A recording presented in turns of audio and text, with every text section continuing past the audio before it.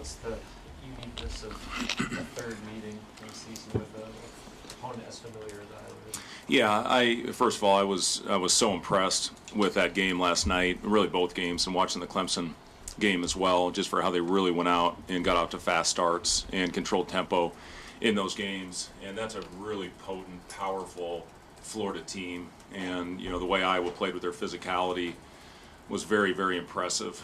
And, held off that run, and, then Sturtz makes the big play to Fulgaris there to set up the final shot, the game-winning shot, and then it had a great stop on the other end. So just it's a team that's playing really well. I think they're playing their best stretch of basketball of the season right now.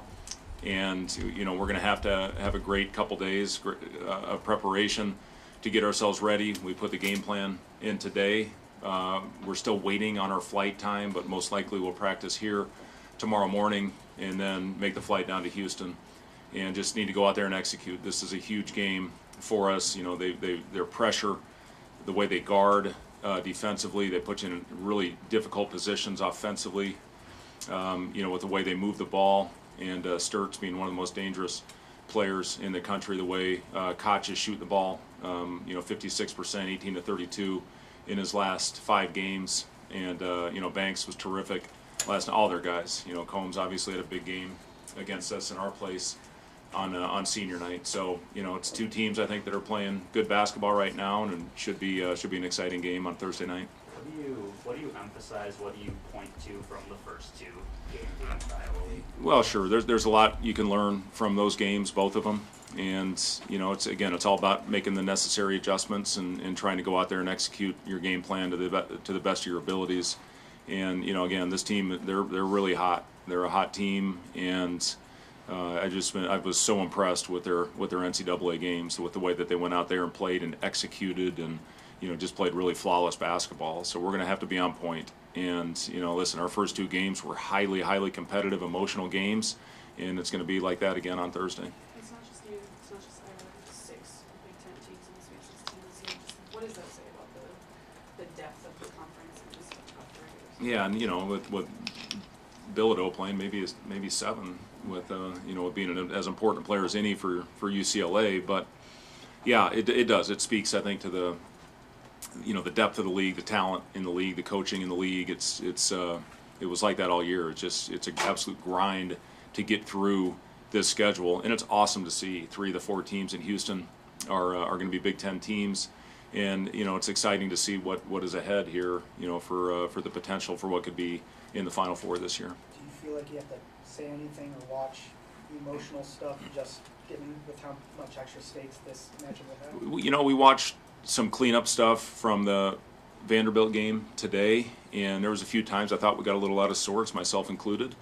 But the important thing is we executed and calmed down and got back to who we are, in those last couple minutes of that game, to find a way to pull it out when things weren't looking great for us.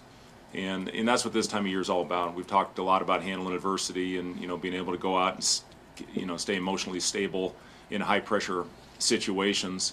And that's what it's going to have to be about here the rest of the way if you want any chance of advancing. And are we going to watch clips of the first couple of games? Absolutely, as they are when when they're scouting us and getting ready for us.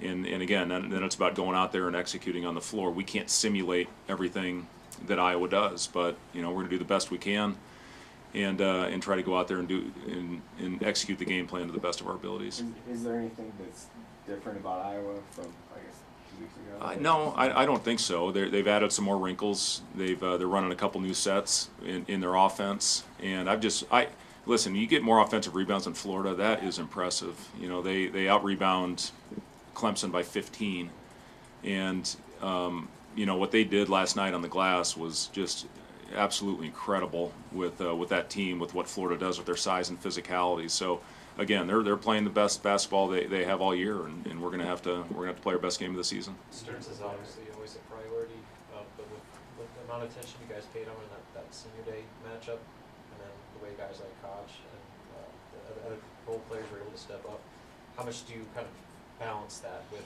obviously stopping the head of the snake, but also not letting other guys go off? Yeah, it's hard. It's hard when you have a guy like Sturtz that just has such great control of the game, and and you can put the ball in Combs' hand as well. I mean, they did that last night, and I thought he made some really good plays for them. And then you get Sturts off the ball, and he's so dangerous from that area. He's dangerous all over the floor. So, just the adjustments that they make, they're really, really good. And, their ability, they space it. They're shooting the heck out of the ball right now with what they're doing and what they got going. So, yes, it's, a lot of attention is on Sturts. It has to be, or he can go off for 40. But then you got to be on point with your rotations and your closeouts, when the other guys get it going. Handled their defensive pressure better in the second game than the first. What was the key to that? Just, you can't play in a crowd against this team. You have to make simple plays. Their first, when you get the ball, the first thing they do is swipe down on it. You have to be strong with it. And I just thought we did a better job with that in game two. But they're really good with their hands. They I think forced the most steals in the league, and we have to take care of the ball. If we're sloppy and turn it over, it's we're not going to move on. Do you think it's more of an advantage or more of a disadvantage to pick I'm not sure.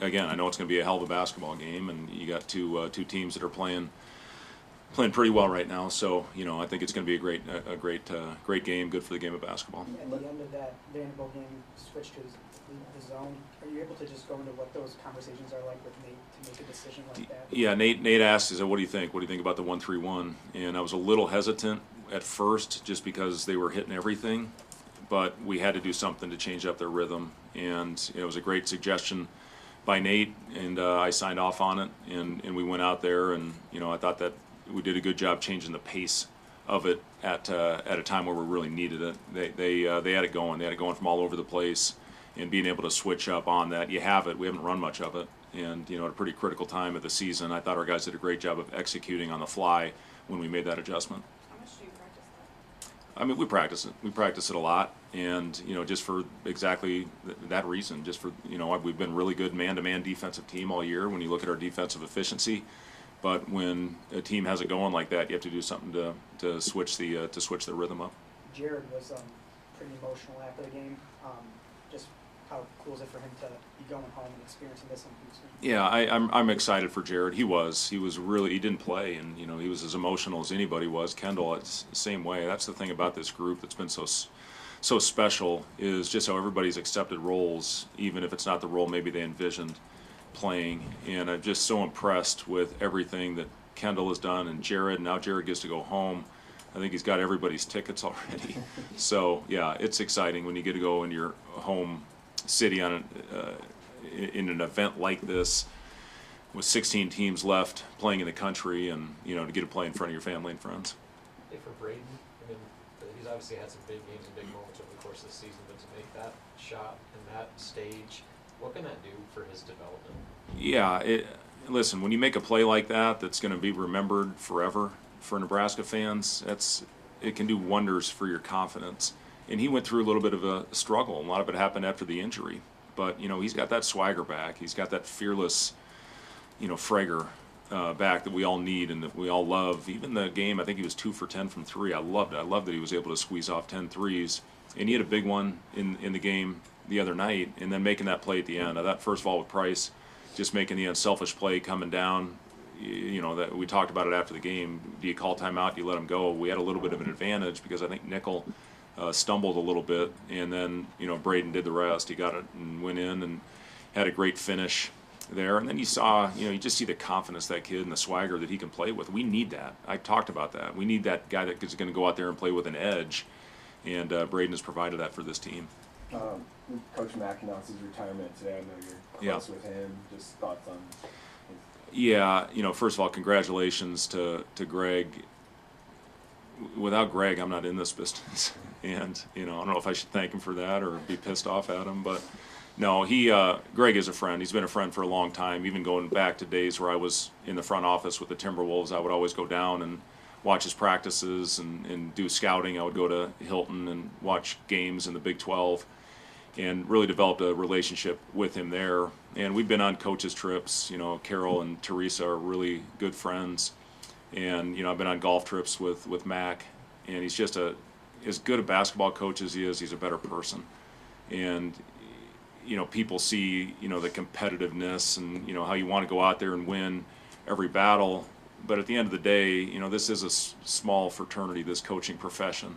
And to be able to have somebody like Mac who went through something with Doug, and, now I'm going through it with Sam. And, it's special, and you can talk about those things with him. I coached Doug with the Bulls. I loved coaching Doug. He was awesome. And, a lot of that is because of his upbringing with Greg and Teresa. But, certainly wish Mac all the best. I know he's going to be on that golf course a lot. I'm a little bit envious of him, to be honest with you. Hopefully I got a few more years in this business. But, yeah, just really happy for him. And, I really wish he would have got that Final Four a couple years ago. That last one little play away from getting there. But he's had a hell of a career. And, I'm really happy for his retirement. BK seemed to find his outside shot in OKC. What difference do you see in his confidence? The first one, we watched it on film today, is, and I talked about the shot clock in the NBA arenas. You can see it from the side where we don't have that in college. And I talked to our guys because we turned down a couple, and we've had a couple possessions over the course of the year where we got to know that time and, the situation out there. And BK caught it with 6 seconds, and he rose up with no hesitation and shot it. We've turned those down and turned it over or ended up with a worse shot. It was great to see him hit that one. It was early in the left corner where he hit it and then hit that huge one in the second half. But again, it hopefully that flips something, because it is all about confidence. BK's got a nice stroke, and he shoots it well in practice and in shooting sessions. So to be able to raise up there in that setting and, one of the most pressure-filled games that our guys will ever play in, and hit a couple of huge ones was big. I gave him the game ball even after he squeezed Sam's headband sweat on me during the interview, which pissed me off. But yeah, I still gave him the game ball for knocking down those threes. Did you know his family? Did you know his family was going to fly in? I didn't. That was awesome. Yeah, I saw him out there with the turkey flag, and that was a pretty special moment for BK and his family. You guys always talk about Kurt Joseph, and the guys talk about thinking about back to June and everything. Just can you speak on the work that he's done for this group and how that impact is on steroids in these games where there's so much energy expended? What did you say about steroids? No,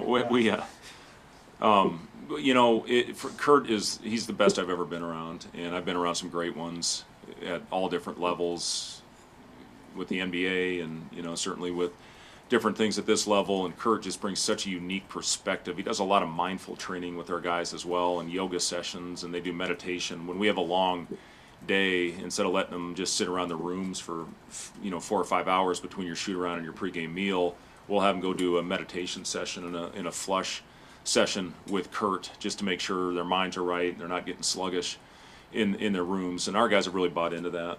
And I give him as much time as he needs on the floor. We do a 25 or 30 minute warm up before we even start in the morning, doing foam rolling and all those things, soft tissue work, Dayla's training for their ankles and everything. But Kurt, he's so cutting edge in everything that he does, and it starts.